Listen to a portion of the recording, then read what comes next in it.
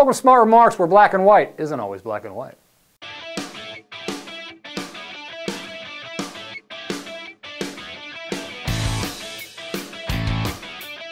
So by now you might have heard the story of Chris Lane, the Australian baseball player who was gunned down while taking a jog in a small town in Oklahoma, allegedly killed by 3 black kids who were quote-unquote bored. It's shocking and senseless and frightening, but is this crime anything more than that? I ask because over the past couple of days my Facebook feed has been lit up by conservatives who think this incident is somehow telling, or the media's coverage of it or lack of coverage is somehow indicative of something. Because America flipped out over the Trayvon Martin case when a white guy, really a Hispanic guy, killed a black kid. Why isn't America flipping out when black kids kill a white guy? It's an outrage and it's hypocrisy!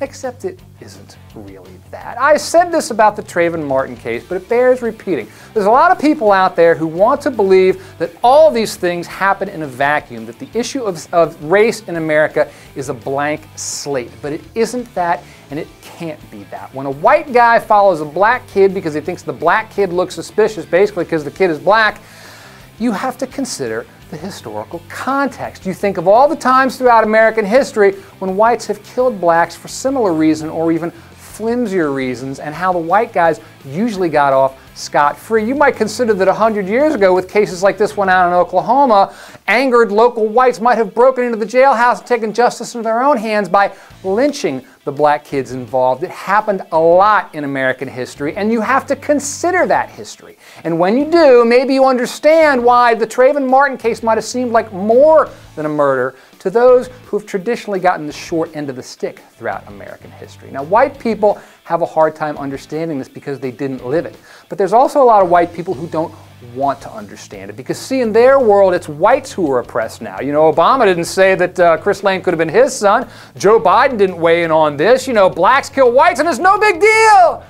Except, who said it's no big deal? Of course it's a big deal. What, are these kids not going to be prosecuted? Of course they will be, and they should be prosecuted to the fullest extent of the law. But should the media cover the case as extensively as it did the Trayvon Martin case?